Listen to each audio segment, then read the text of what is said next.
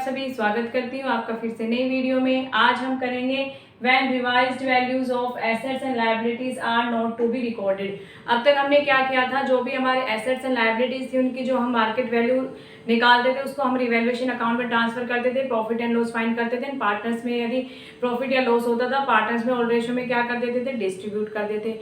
लेकिन अब बात आती है जब हमारे क्वेश्चन में बोल दिया जाए कि जो हमारे एसेट्स एंड लायबिलिटीज हैं उनकी जो रिवाइज्ड वैल्यूज हैं उनको रिकॉर्ड नहीं करना, तो उस टाइम पे हमें क्या करना है।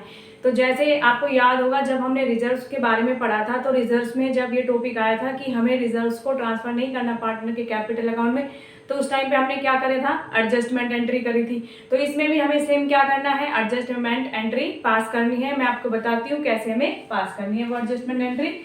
तो एक एग्जाम्पल लेते हैं। मान लीजिए दो पार्टनर्स हैं ए एंड बी, ठीक है बेटा, इनकी रेशियो है 3:2 इनकी रेशियो दी गई है, ठीक है। ये मान लीजिए रेशियो है 2015 में और इन्होंने एक लैंड परचेज करी जिसकी बुक वैल्यू है 5 लाख रुपीज, ठीक है। कितनी है, 5 लाख रुपीज। इन 2019 में इसकी मार्केट वैल्यू कितनी हो गई, मान लीजिए इसकी मार्केट वैल्यू है 8 लाख रुपीज, ठीक है। 2021 में इन्होंने एग्रीमेंट बनाया और रेशियो को चेंज करके 1:1 कर दिया और इसको जो लैंड परचेज की थी इसको सेल कर दिया कितने में, रुपीज 9 लाख में इसको सेल कर दिया, ठीक है। ये आया आपको बात समझ में। क्या था, ए एंड बी थे, 2015 में इनकी रेशियो थी 3:2, इन्होंने लैंड को परचेज किया 5 लाख रुपीज में, इन्होंने लैंड को परचेज किया। 2019 में इसकी जो वैल्यू थी वो 8 लाख रुपीज हो गई थी एंड 2021 में इन्होंने इसको सेल कर दिया। 2021 में इनका जो प्रॉफिट शेयरिंग रेशो थी वो क्या थी, 1:1 थी, ठीक है। यहाँ पर नहीं है 1:1, यहीं पर लग लीजिए 1:1। 2019 में इन्होंने अपनी रेशियो चेंज कर ली थी, लेकिन उसके बाद उन्होंने 2021 में क्या कर दिया, इसको सेल कर दिया कितने में, 9 लाख रुपीज में सेल कर दिया।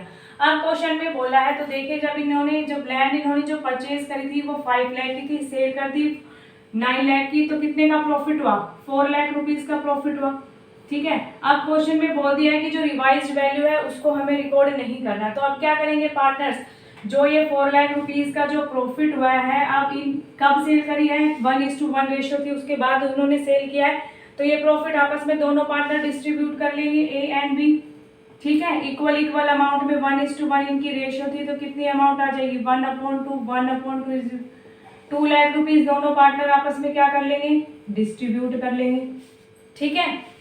जब क्वेश्चन ने बोल दिया कि भाई इनको रिकॉर्ड नहीं करना है तो ऐसे इन्होंने अपना प्रॉफिट फाइंड कर लिया। लेकिन कि जो हमने अब तक क्या पढ़ा है कि जो प्रॉफिट रिकंस्ट्रक्शन से पहले का जितना भी प्रॉफिट होगा उसको हमें किस में डिस्ट्रीब्यूट करना है, ओल्ड प्रॉफिट शेयरिंग रेशियो में डिस्ट्रीब्यूट करना है। यहाँ पर इन्होंने जो 8 लाख रुपीज है उसको तो कंसिडर किया ही नहीं, जब इन्होंने 1:1 जब इनका रिकंस्टिट्यूशन हुआ फर्म का, तो यहाँ पर इसमें कितना प्रॉफिट हुआ, 3 लाख रुपीज का, तो इन्होंने 3 लाख रुपीज को किस में डिस्ट्रीब्यूट करना चाहिए था, 3:2 में डिस्ट्रीब्यूट करना चाहिए था। लेकिन इन्होंने क्या किया, जो डायरेक्ट इनका जो 4 लाख का जो प्रॉफिट हुआ उसको 1:1 में आपस में दोनों पार्टनर्स ने क्या कर लिया, डिस्ट्रीब्यूट कर लिया, ठीक है।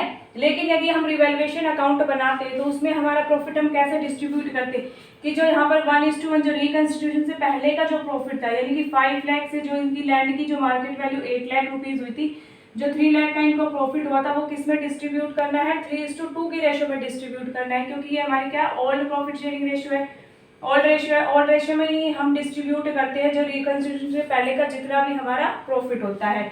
तो ए एंड बी को देखिए क्या कितना प्रॉफिट मिलता है, यदि हम रिवैल्यूएशन अकाउंट बनाते 3 लाख रुपीज का 3/5 निकालेंगे, 1,80,000 ए को मिलता 3 लाख में से एंड 1,20,000 किसको मिलता, बी को मिलता, प्लस 8 लाख के बाद ये यहाँ पर कितना प्रॉफिट हुआ है, 1 लाख का प्रॉफिट हुआ है, इसको किस रेशियो में डिस्ट्रीब्यूट करेंगे, 1:1 में, यानी कि 50,000 यहाँ पर ऐड हो जाएंगे, 50,000 यहाँ पर ऐड हो जाएंगे। 2,30,000 तो मिलना था ए को एंड 1,70,000 किसको मिलना था, बी को मिलना था। ये बेटा मैंने लिखा नहीं है, कैलकुलेट कर लेना, सेम ही अमाउंट आएगी, ठीक है। तो 1,70,000 किसको मिलना था, बी को, और ए को मिलना था 2,30,000। लेकिन उन्होंने डिस्ट्रीब्यूट कितना किया, इन्होंने डिस्ट्रीब्यूट किया 2 लाख ए को मिलेगा एंड 2 लाख ही बी को मिलेगा, 2 लाख की सेम अमाउंट रहेगी, ठीक है। अब देखिए ए को तो क्या हो रहा है, 2,30,000 मिलने थे, लेकिन मिले कितने, ओनली 2 लाख रुपीज मिले। इसको 30,000 का क्या हो रहा है, लॉस हो रहा है, यानी कि ये पार्टनर क्या कर रहा है, सेक्रीफाइस कर रहा है। बी को क्या हो रहा है, 170,000 मिलने थे, मिले कितने, 2 लाख, तो इसको कितना हो रहा है, 30,000 का इसको गेन हो रहा है। तो हमने क्या बताया था, एडजस्टमेंट एंट्री क्या बनेगी हमारी, gaining partners capital account debit, तो B is capital account debit to sacrifice partner को हम क्रेडिट करते हैं, तो A is capital account credit कर देंगे कितने अमाउंट से, 30,000, एंड 30,000 से हम क्या कर देंगे, ये एंट्री पास कर देंगे। लेकिन आपको एग्जाम में ऐसे नहीं करना है, एग्जाम में मैं आपको बताती हूँ कैसे करना है। एक बार इसको इरेज कर देते हैं। आपको एग्जाम में कैसे करना है, पहले सेक्रीफाइस एंड गेन आपको फाइंड करना है, आता होगा आपको सेक्रीफाइस एंड गेन निकालना, सेक्रीफाइस और गेन आपको फाइंड करना है।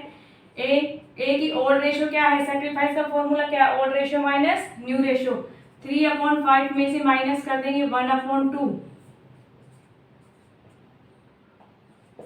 1/10। ए क्या कर रहा है बेटा, सेक्रीफाइस कर रहा है। बी का क्या आ जाएगा, 2/5 माइनस 1/2,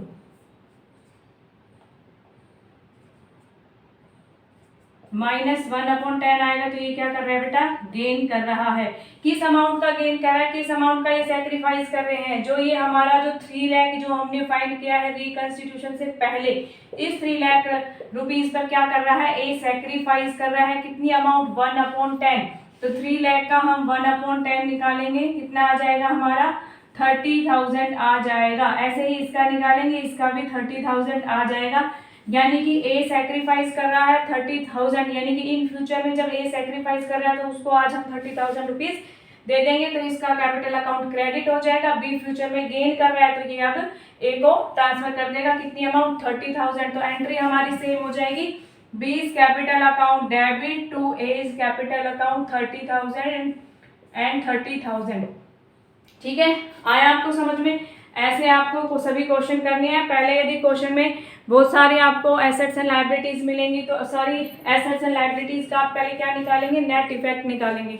नेट इफेक्ट निकालने के बाद यानी कि जितना भी प्रॉफिट होगा प्रॉफिट को ऐड कर लेंगे, लॉस को एक साइड ऐड कर लें, प्लस माइनस करके नेट इफेक्ट फाइंड कर लेंगे। नेट इफेक्ट फाइंड करने के बाद ऐसे आपको फिर सेक्रीफाइस एंड गेन फाइंड करना है, फिर उसकी वैल्यूज फाइंड करनी है, फिर आप क्या कर देंगे, जर्नल एंट्री पास कर देंगे। ऐसे आपको एग्जाम में क्वेश्चन को सोल्व करना है। यदि क्वेश्चन में आपका लॉस आता है, क्या आता है, लॉस आता है, प्रॉफिट की जगह क्या आता है, लॉस आता है, लॉस के टाइम पे जो हमारी ये एंट्री है ये क्या हो जाती है, रिवर्स हो जाती है।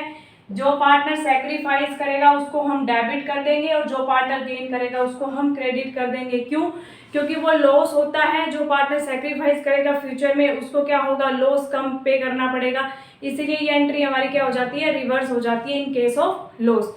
यदि आपको वीडियो अच्छी लगी हो तो वीडियो को लाइक कर देना, चैनल पर नए हैं तो चैनल को सब्सक्राइब कर देना।